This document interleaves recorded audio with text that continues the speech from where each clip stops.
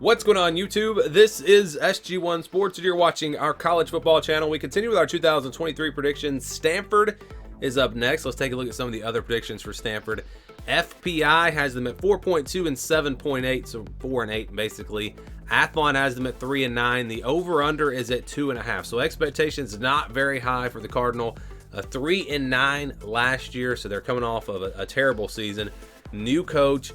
My thoughts on this team: if you just break down the roster and you look at the roster, I guess it's not terrible. You've got E.J. Smith back at running back, coming back off the injury, so they should be pretty good. Casey Filkins also back there. Wide receiver, not much to get excited about. Benjamin Yorsic at tight end, that's a big-time player right there. But the offensive line, not great. Quarterback position, big-time question mark. Defensive line should be strong, but you look at the linebackers and the secondary, not good at all. So this team has a few bright spots, but I think they have way more weaknesses than they do strengths.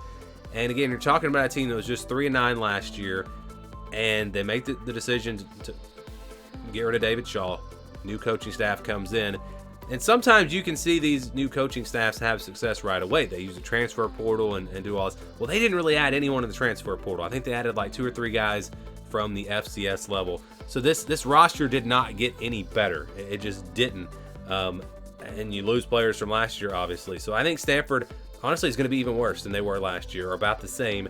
I am not high on this team at all, and I think they might actually be the worst Power 5 team. I know people disagree with that.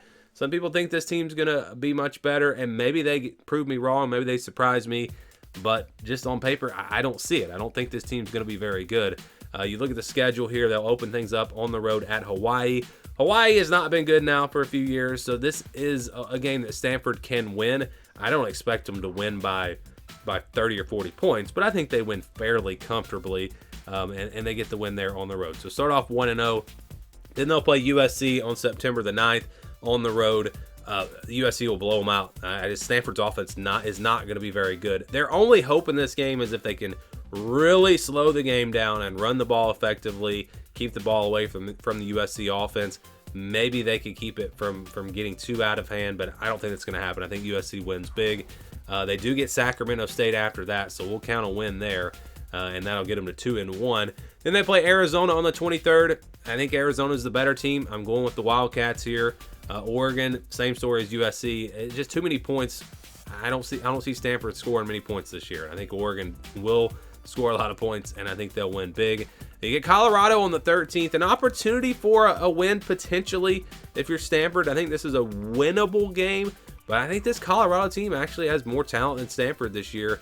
You look at what they did do in the transfer portal compared to what Stanford did not do, and I know with all the academics and everything, it's hard to use the transfer portal, but it just is what it is. And I think Colorado, their explosiveness on offense, their athletes, their speed will be the difference in this game. A closer game, but I'm going with Colorado to win this one. UCLA on October the 21st, another game where UCLA is just going to be the better team. Stanford, I don't think it's going to be able to keep up. Going with the Bruins in this one. Washington, kind of the same story. Too much offense. Don't see Stanford really competing in this game. That's going to drop them to 2-6. You get Washington State on November the 4th, a team that I think is being underrated a little bit. This actually is going to be a pretty good team. Plus, this game's on the road, so I don't see Stanford winning this game. Oregon State on the 11th, maybe not going to be a team that's going to score 50 points on the Stanford defense. And you look at Oregon State, they want to run the football. Well, Stanford's going to have a good defensive line. So maybe they hang around in this game for a little bit, but I think at the end of the day, Oregon State's just too good, too much talent. They will get this win. Then you got Cal on the 18th, another winnable game for Stanford. I'm going to say they have a chance in this one, but I do think Cal is a better team. I know they have a lot more experience and production coming back. It's a deep team. I like Cal in this one, and then they'll close things out with Stanford at home. Final game of the season, don't really see them competing in this one either. Rivalry game, at home, maybe they can make this one interesting for a while and scare Notre Dame a little bit, but winning the game, no, I don't see that happening. So I've got this team actually going 2-9, or 2-10, I should say. And I don't know, maybe I'm being pessimistic here, but it's just what I feel about this team when I look at them.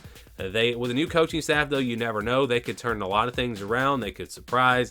They could go 4-8 or 5-7. I think that's probably the cap. I mean, you look at wins over potentially Colorado, Maybe Cal or Arizona or Washington State, maybe 4-8 or 5-7, but I don't even think they get to 3 wins. Again, I'm going with 2-10. Would love to get your thoughts on Stanford. Give me your predictions down in the comments below.